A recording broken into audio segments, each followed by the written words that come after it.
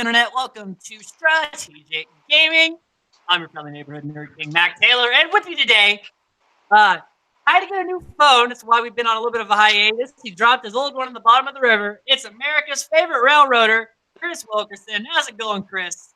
Oh, it's going good. Having too much phone, just dropping, rivers. Phones in rivers. Phones and You know rivers. what I'm saying. Yeah. Yeah, having too much fun. I dropped my phone in a river. Oh well, we're back. That railroad money kicked in, so let's go. Yeah, and as you can tell, I'm not in my normal setup. A lot of furniture is being moved out of this house, so I'm gonna have the top little area here is gonna become my kind of podcasting little setup.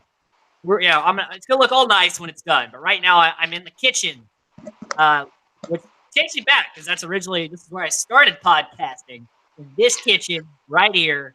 We're going back to our roots here on the podcasting scene. I even got the old glasses glare because I have shitty light in here. So if you want to troll me in the comments, just hashtag glasses glare for that one. So yeah, with further ado, we'll jump right in. Episode 9 of Survivor Australia was more so like a recap. Like they just kind of like showed us what we've already just watched, especially for us. We just binge watched it, and then they showed us the same shit with like a couple of new scenes, like 45 minutes of like shit we've already just watched, and then like 15 minutes of like stuff, but only 2 minutes of that actually mattered. So I'm going to talk about that. And really all we got out of it is Kel was playing the game, which we did not see in the first 2 episodes. He knew who was aligned with who. He just said, I'm not going to sacrifice my integrity. I'm not going to try to lie and connive and all this other stuff. But, people view me as a threat, and I kind of take that as a compliment.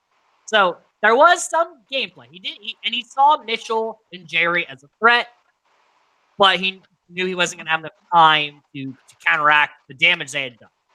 So thoughts on that, Chris, on that Kel was more than we thought.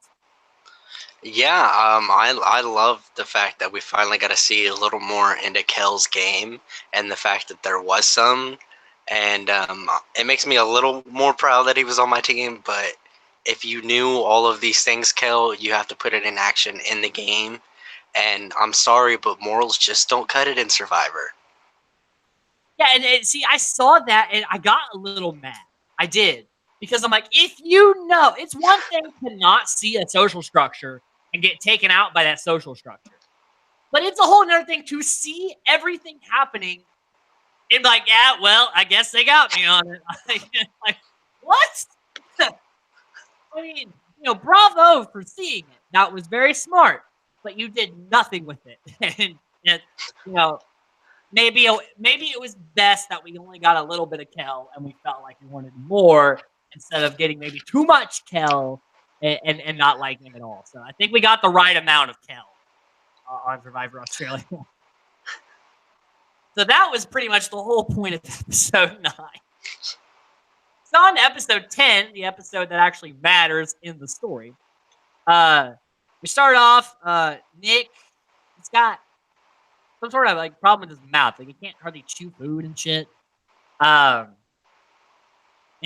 it's raining, so now all their water is super muddy, and they can't hardly get good drinking water, and the fish are basically like they can hardly catch fish because they can't go out. They don't have a boat anymore at this new camp, and they're losing all their hooks fishing from the land.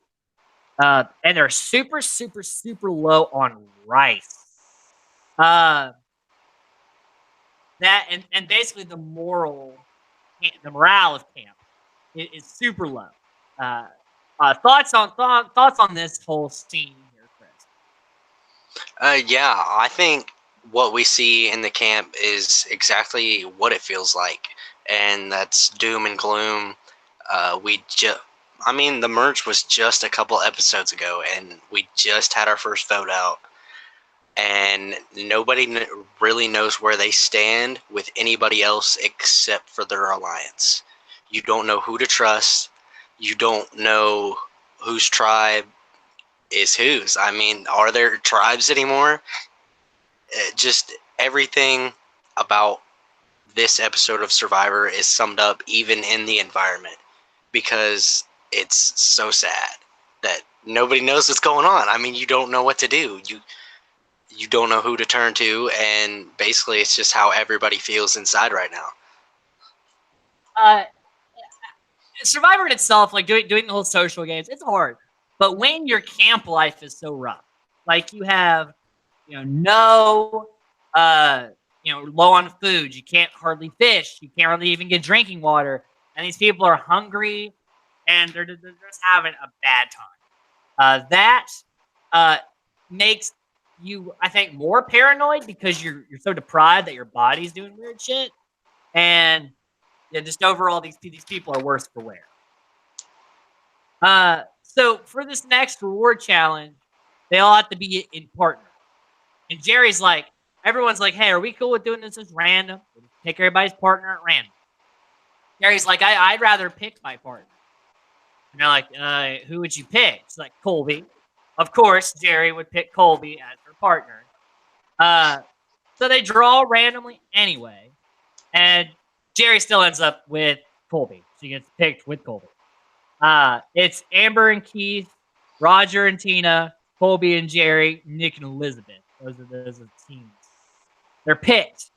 So they go this reward challenge for, it's like a Great Barrier Reef lunch kind of reward challenge here. Start off with Amber and Keith versus Roger and Tina. Amber and Keith actually managed to make a win there, Roger and Tina. Then Colby and Jerry get a victory over Nick and Elizabeth. And then when it all comes down to it, Colby and Jerry, the controversial team, end up coming out with victory. Thoughts on that challenge, Chris, and then thoughts about this whole fiasco with Jerry? Yeah, I believe the random picking of teams was fair, and I thought it was kind of ridiculous that Colby still ends up with Jerry, and he still wins the whole thing. And it's not Jerry winning, it's Colby, because Jerry just rides Colby the whole way, just like she's done the entire game of Survivor so far. I mean, she's ran everything, but Cole is the muscle, and he does the heavy lifting. Yeah, pretty much. And, like, we all know why she wanted Colby. One, she's attracted to him. And two is that she just knows that she'll win if she has Colby. It's the best. He's the most physically fit person, now that Alicia's gone, the most physical fit person in Survivor. I thought the challenge was actually really close, though. Like, honestly, it could have went either way between Amber and Keith and Colby and Jerry, because Colby was like super far in the lead, but Jerry was actually kind of a bit back. So Colby could have won this thing by himself. It could have been his own team.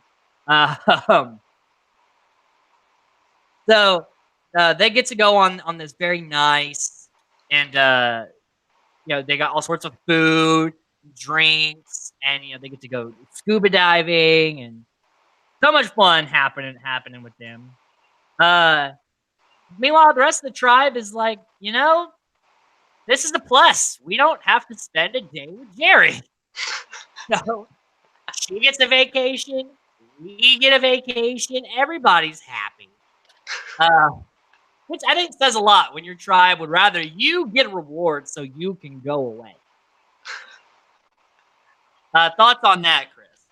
Yeah, I mean, it's absolutely perfect. It sums up how I feel in the show. I don't know about anybody else. I'm sure the other tribe members obviously feel the same way. But I'm so tired of Jerry on this show.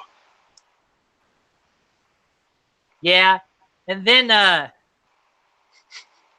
when on the thing, Jerry's like, wow, this is like, it's like we're our first date. Colby's like, yeah, it really is a nice little lunch we're having here. Like, he's just keeping it on the down low, trying to avoid all that shit.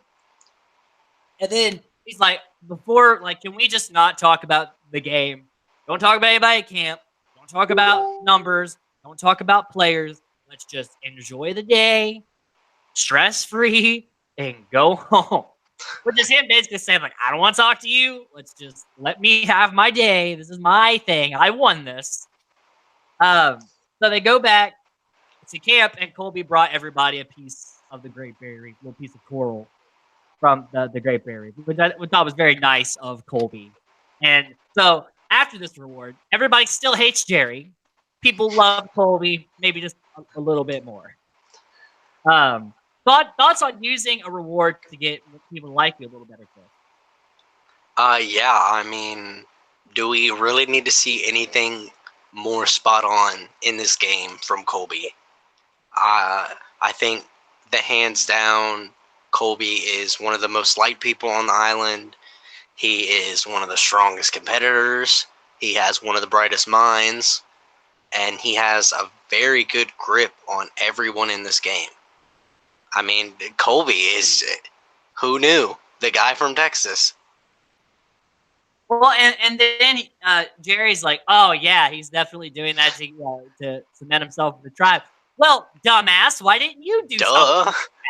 Like, people hate you. Come on, do something. People already liked him. So then, going into the immunity challenge, Nick's like, if I don't win this, I'm probably the next out the door. Yeah, and that's probably pretty true because Nick's own tribe didn't include him in the meeting with that tribe. So he's very much on the out. So at least he knows that. Because at first we didn't know if he knew. So they go to this immunity challenge where it's like 3 different phases. And you have to, basically it requires balance and being able to knock your opponent into the water. Like, I can't remember off the top of my head. I know one of them was like you have to shift the weight. So they're trying to like kind of make them fall. One was like a rope, like pulling a rope. So like you can like give them slack, see if they'll fall from the slack, or like pull it to try to pull them off. So like it involved both balance, strength, and strategy of to be able to knock your opponent off into the water. So I liked how there was a mix. It wasn't just who's the strongest. It's like, oh, there's a lot of factors here. So we start off round 1, Keith versus Roger. Roger wins that round. That surprised the hell out of me. Nick versus Jerry. Nick manages to knock off Jerry. Tina versus Colby. Colby, I think, pretty easily knocks off Tina. And then Elizabeth and Amber, who I think were the most evenly matched people there, Amber ends up winning that one. Then we get Roger versus Colby, and that was close. Like, Roger almost did it again, but Colby picks up the win there. Then Nick versus Amber. Nick picks up the win. So we come down to Nick versus Colby, which surprised me how well Nick was doing.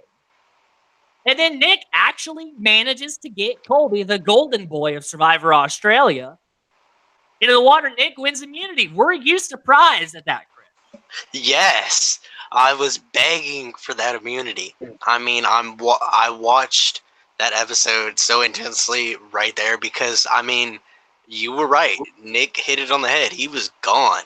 I certainly believe that Nick was gone after this week, but he just beat the Golden Boy. I mean, he's took down the Texan. So, Nick's on fire. Where'd the competition come from? It was kind of out of nowhere. And I think even Colby was like, wow, that happened. So back at the tribe, Ogakor is like, shit, we got to pick a new target because we got the guy we were going to vote out and can't vote out. So like Elizabeth, I guess, is the next in line. We'll just go after Elizabeth.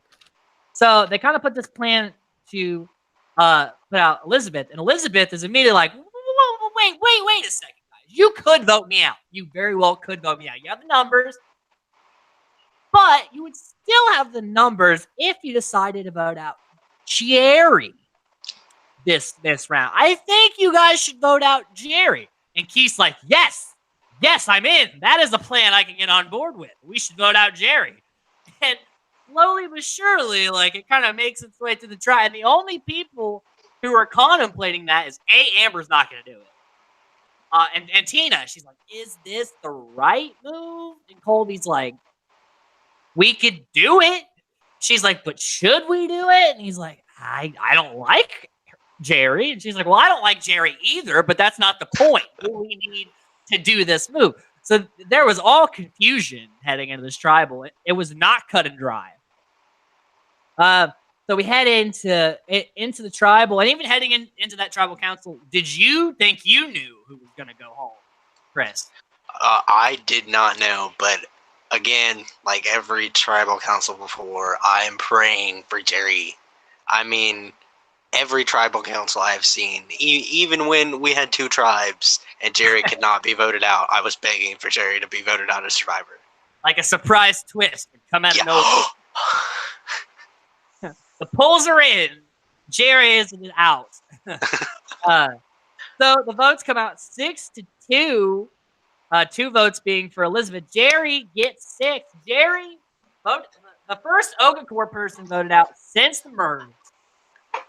She's shocked, and more importantly, Amber is shocked at this vote. She's like, "Wow, all right, guys." Torch gets snuffed. Chris, I'm sure I know how you feel about Jerry. I'm sure you were cheering at this particular moment. Final thoughts on Jerry before we move on to episode 11. I mean, the girl got herself far. She rode Kobe all the way to this point in Survivor, and she has her own game, and she's very manipulative, but girl, you gotta be a little nicer and try a little harder. Bye. I mean, see, I don't like Jerry. I am not a fan of Jerry personally, but I do respect her game. She did manipulate people very well. She basically got Mitchell to throw away his game when it should have probably been her that went out that round, and she managed to take out Kel by lying about the beef jerky thing, which we now know. And she rode Colby, who didn't like her, really didn't want to work with her, but they were on Ogakor.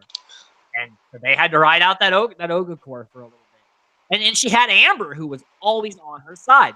Had Colby and Tina not been able to team up and kind of flip-flop the votes, and had Keith not been so adamantly against her, I think she would have done even better, not going out in 8th place. So, that's Jerry's game. That's it. Episode 11, Amber is like, shit. Because Jerry was her ride and die till the end partner. And now Amber is in a spot where, yes, she's still in the Ogakor tribe. Yes, they're probably going to get out a Kucha person next. But when it comes to the final 4 Ogakor, he's the 4th. So what are your thoughts on Amber's game and how she should be feeling at this particular moment? Yeah. At this moment, if I am Amber, I feel like jumping ship, but I'm so scared to do it because I have an alliance. And the only reason Amber is thinking about jumping ship is because, hey, Ogakor just voted out Jerry. Couldn't they just vote me out? They could have an alliance. Why don't I go seek one? But you never know in Survivor, and that is the hard part. You don't know who to trust, and really, you can't trust anybody. And honestly, Ogakor could probably vote out Amber, and because Kucha does not tell Nick anything, they could probably still get away with voting one of the Kucha members out the next one. Like he did win immunity, but I still don't think he knows anything of what's going on. Besides, he's on the outs. That's all he knows.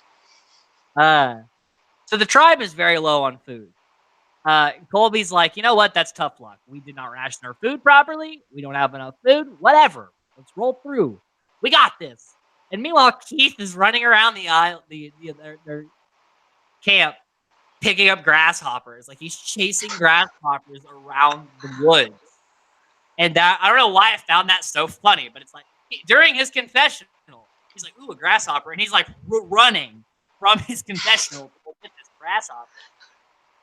Which, catching bugs is hard to do. But he caught quite a few to fish with. But then we go into the Survivor auction, which becomes a staple. This happens like pretty much every season here on in, but we did not really get much of this last season. They get so much money, like money, to buy things. So Nick buys a little plate of like 4 Doritos for $60, and Elizabeth gets a peanut butter and jelly sandwich, peanut butter and chocolate. Paid $260 for that. Mountain Dew, $80. Nick then buys 3 crackers for $120. So we're like just starting this auction, and Nick has spent like $200, which I think they gave him all $500, right? Keith gets pizza. Tina gets Oreos and milk. Nick gets beer and onion rings, which was the only really like actually good thing I think he ended up getting. Amber gets fries and ranch. Colby gets iced coffee and an energy bar, because honestly, that's probably one of the more lighter things to put on your stomach, I think, of what they got. Elizabeth and Tina split their money to get like a plate of turkey dinner. Amber, water. She put all this money on this mystery plate. Like, I think she paid like $200. This mystery plate, which was just plain water. And so she gets her water. And Roger gets a cheeseburger, which I was like, yeah, by that point in the auction, I'd have been like, yes, won it. But then they go back to camp. Everyone immediately feels like garbage because they have been eating like little spoonsful of rice, and now they ate like things. Especially Tina had milk, which in the Australian heat, not the best idea. So immediately Roger especially, just runs to take a shit. It's like runs over they have a hill where it's like over the hill where you take a shit. And then everybody immediately goes to take a bath afterwards because they have this like shit, probably just water at this point. And in fact, water is rising at their camp, and they have to move their camp. But the only one that is not participating in the move of the camp is Nick, because he feels so weak that he's not going to participate. Thoughts on that, Chris? Oh my god, dude. Why are you weak? You haven't done anything. He made like you beat Colby in one competition and you're exhausted. Oh no. Nick had a game and it just disappeared. Yeah, it's like he takes like 1 step forward with immunity and like 3 steps back with what he does when he gets back to camp. Like, doesn't help himself whatsoever. So, and I actually do like this immunity challenge. They have to run to fill up this bucket at their water. I don't know if it's a river. They have to fill it up with river water, pour it in this bucket which has a hole in it, and they have to run back and forth. And when the bucket fills up with enough water, it will raise and tip up a bucket where they had to start a fire in, and that fire will burn through a rope and raise a flag like, hey, you won. There's a lot of moving pieces to this challenge. You have to make sure your fire stays going.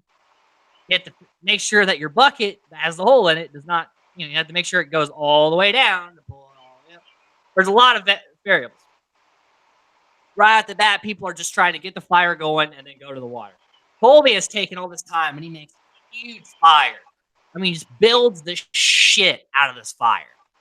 And then he goes to it. And Keith, it started to tip, and then he ran to like finish it, and it just fell right back down. So then he had to run back to the water. And by that time, Colby had dumped 2 buckets in, his tips up. That huge ass fire they took a lot of time to build goes right through that rope. Boom. Colby wins immunity. Thoughts on the challenge, and then Colby pulling out the win, because I believe this is his first immunity, and he's been close a few times. Yeah, I mean, I thought that the challenge was very intricate. You have to balance this while burning this, and it was really close. And I was surprised because I didn't think anybody was close to Colby in this game in competitions.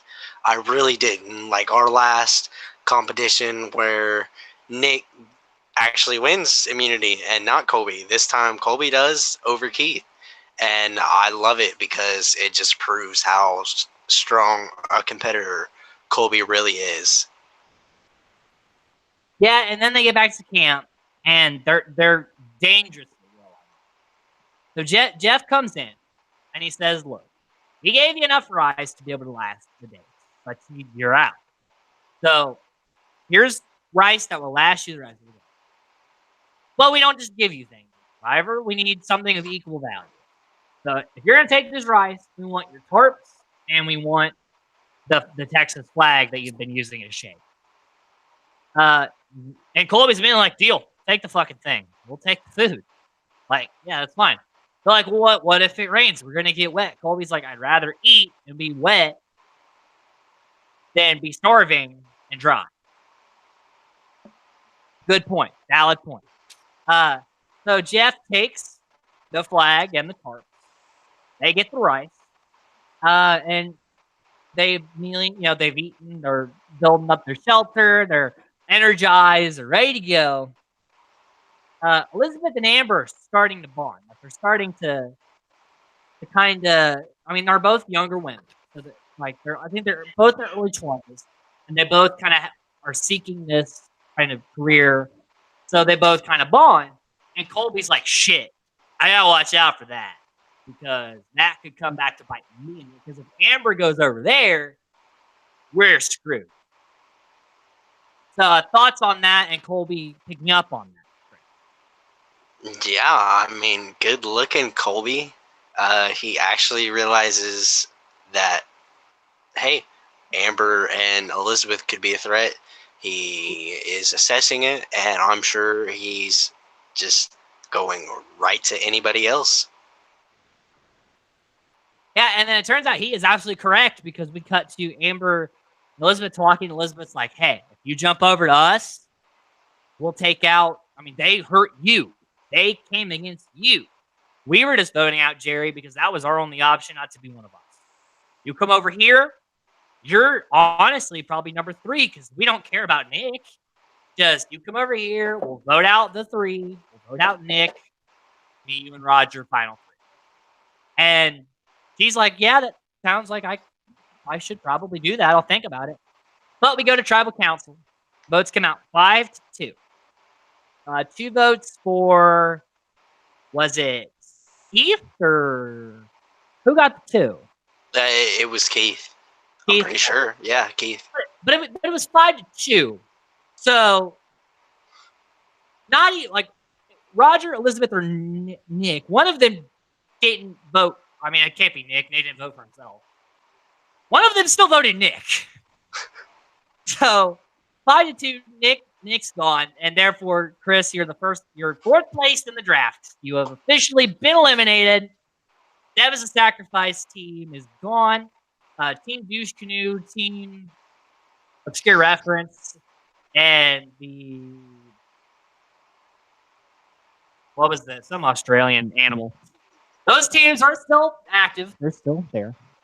Chris, final thoughts on Nick and his game, and was this a mistake to not try to flip on Amber's part? It absolutely was a mistake to not flip on Amber's part. I'll start out with that. Amber, you are given an out, and you do not take it. But hey, her tribe is up, so what can you say? But yeah, Nick really didn't have a game. He has very few moments in this show that even matter. He's another Sean where you don't even know how they got this far. But hey, they did. So they did something. He did something right. I don't know what it was because I didn't see it, but I voted him low all season long. So I knew his game wasn't shit. Okay? I tried not to. He was on my team, but I gave it the best I could. I tried. I didn't have team loyalties. See, unlike Nick, I tried. Very true. So with that, that ends the episode discussion portion of this episode. We're going to hop on over to the power rankings. Sometime in the future, I'd like to cue up some music for that. I feel like that power Dun, rankings dun, something. For now, we're going to use Chris doing dun. that. Do-do-do. Just imagine Chris's face. Do-do-do. Do-do-do. Yeah, perfect. I already am. I'm halfway to looking like Garth. We'll just do a Wayne's World. So we're gonna move on to power rankings. Chris, let's start out with Tina. You gave her an 8 class. Where are we going from here and why? Yeah, I mean, we don't see a whole lot of Tina in these next few episodes, but it's not really a bad thing because Tina's tribe is currently up 4 wait, no. Yeah. I'm trying to make sure my math is right. Yeah, 4. 4 members to 2. She is definitely not the first target in her tribe. She has a very close bond with both Colby and Keith, and even Amber. I mean, Amber likes her too. But you don't see Tina going anywhere. Her game hasn't changed. So, yeah, Tina's sticking with an 8. 8 for Tina. Yeah, I gave her a 9 last time. And I'm going to go ahead and this is the first time we've done this on the power rankings. I'm giving Tina a 10. Giving Tina a 10 because we're down to the final 6 by Australia. Not only have we not really seen much of Tina, but nobody is talking about taking out Tina. Even when Amber and Elizabeth were talking about flipping the vote, they were talking about getting out Keith. They weren't talking about getting out Tina.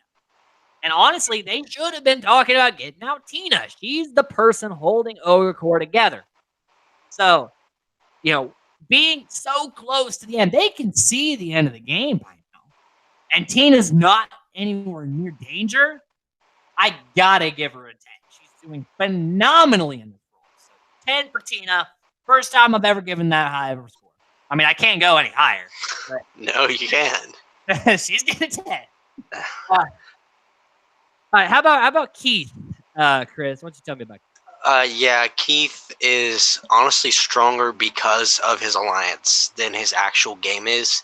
Keith does have game and he's got brain, but other than that, he's hasn't done much himself to better only him.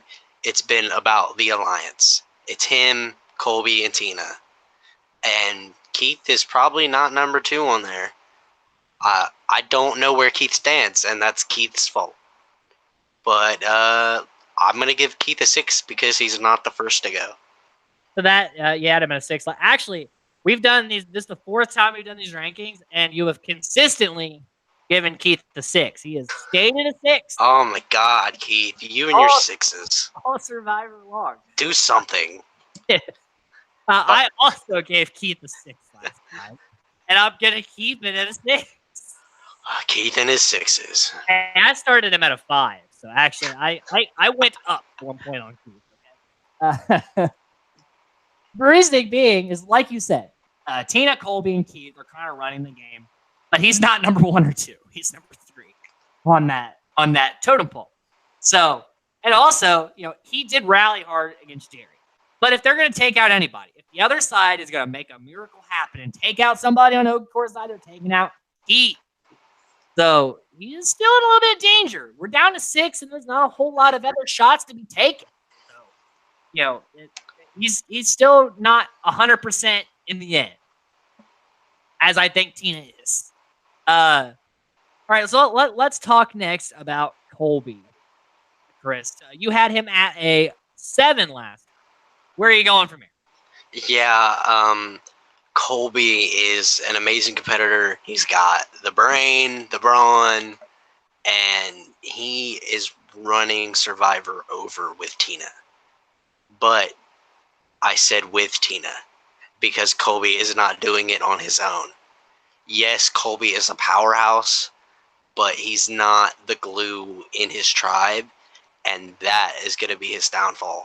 So Colby cannot get the highest ranking, and he goes and stays at his 7 but he is a great competitor. But Tina is the queen. I had Colby at an 8 last time, and I'm gonna drop him down to a 7. Only because I think we call him the golden boy of Survivor Australia. He is literally he's everyone's favorite person.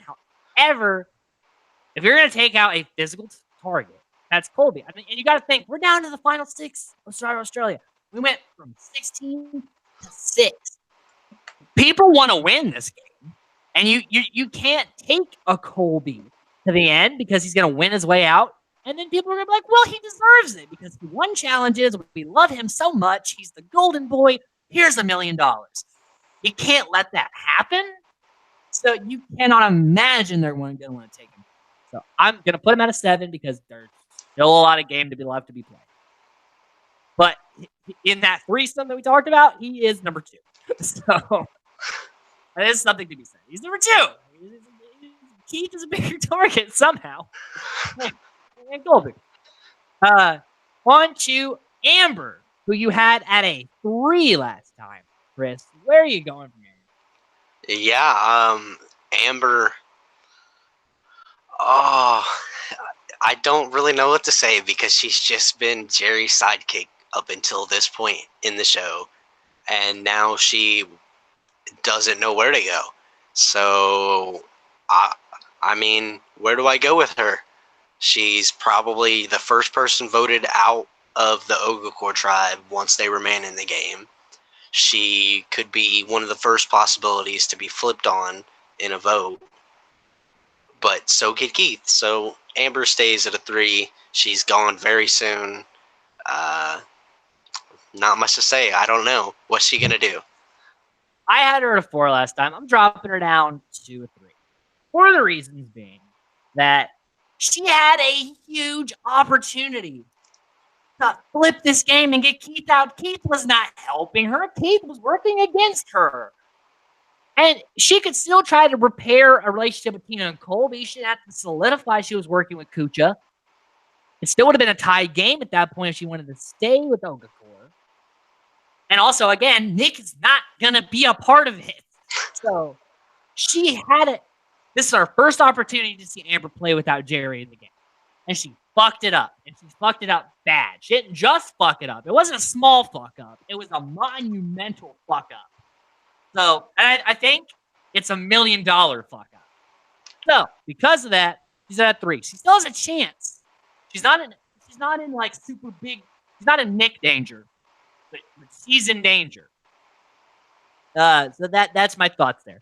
So then we got the dynamic duo left to talk about. So let's start with Roger, who you had at a 6 last time. Chris, where are you gonna go from here? Yeah, Roger is a great person, and he does have game, but there's not a lot of people left to play. So if Roger does not make a huge move in the next episode that I do not see coming yet, Roger's at a 2 because he's not the first to go, because he has a wonderful shield below him, which we will talk about. But Roger is gone very soon if he doesn't do anything. So what's that number ranking you gave him? I'm gonna stick and give him a 2. 2. Ooh. 2. He's getting close. I had Roger at a 5 last time, and I'm gonna drop him down to a 3. Which love Roger. And he's done a really good job at, even though they're targeting the Cooches, he's like way under the radar. No one's really actively talking about taking out Roger. But like you said, we're down to 6 people. The end of the game is near. And the Ogakor 3 of Keith, Tina, and Colby, they don't want to take Roger to the end of the game. So he's in danger. And I don't see him being able to socially or physically battle his way out of this. So that's kind of my raising there. But then on to a person who I think there's multiple angles to talk with about this person. Elizabeth. You gave her a 6 last time. Where are you going from here? Yeah, I feel very strongly that if nothing is done at all by Roger or Elizabeth in the next episode, that Elizabeth is the next to leave Survivor. She will take the bullet for Roger in a heartbeat. She has said it before in the show. She does not want Roger to leave Survivor before she does. And that will be her downfall if her and Roger do not make a play this week. So she's going to get a 1 because she is gone.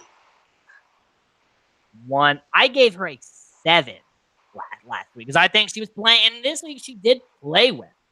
It's just when it came to that decision, I think she knew Amber was not going to flip, and so she didn't flip. So bravo to her. She understood it, but I think if Amber was like, yes, taking out Keith, she'd have been like, because she got Amber to think about it, which we thought was probably unspeakable. Elizabeth, I'm before I say anything, I'm gonna give her a 4. And then with my talk, she's been at the bottom for so long, and she has not only been able to keep herself safe, but she's managed to keep Roger safe as well. You know, that first challenge they lost, they were talking about just voting out Roger, and she was like, "No, nobody's gonna touch him. He is staying in." And no one has talked about voting out Roger since that tribal council. Holy shit. She managed to not only, she's one of the most liked people in the tribe. And the only reason that she's not going to go much farther, I don't think, is because she's not Ogakor. It's like how in season 1 where Colleen was like, well, if I was in the Tagi tribe, I would have won the game. I don't think that's true. But I do think if Elizabeth was in Ogakor, she is in a huge position to win this game. She's smart. She's cunning. She's not bad at challenges. And she's overall, I think, got the tools it takes to win this game. But she is at such a disadvantage with how the dice have been rolled. So, again, 4, she could, but if she doesn't pull it out and her Roger go next, it's pretty much Cooch is gone at this point. But she has a chance to make a Hail Mary. Let's see if she gets it. That ends the power rankings, which go much quicker once we get down to the nitty-gritty. Join us next time. We're going to be talking about episodes 12 and 13, and we're going to go from 6 to 4. We're almost done here with Survivor Australia, and once we finish Survivor Australia, we will start Big Brother 3, which feels like we have not talked about Big Brother in so long, Chris. Are you excited to be going back to the Big Brother house? Absolutely. I'm so ready to switch it up and get something different. I'm so ready to see the drama that is packed into the Big Brother house and the changes that I hope come. Yes, it is. I mean, talking Survivor 1 and 2 has been so much fun. And, we'll talk more about this in the closings of Survivor Australia. And I can't wait to talk about Survivor Africa Season 3 and stuff. But we have done 2 seasons back-to-back. And it is a lot. It has been so much Survivor. And we crave the drama. Because honestly, if Survivor Australia's cast was put in the Big Brother house, people like Elizabeth, people like Kel, people like Varner would probably be doing a lot better. Yeah. But because of these tribal lines, we're seeing some bad stuff happen. Although I still think Colby and Tina would both be doing exponentially well in the Big Brother house as well. So yeah, join us next time for that. Thank you guys for watching. I'm again, Mac Taylor. That's the See you next time.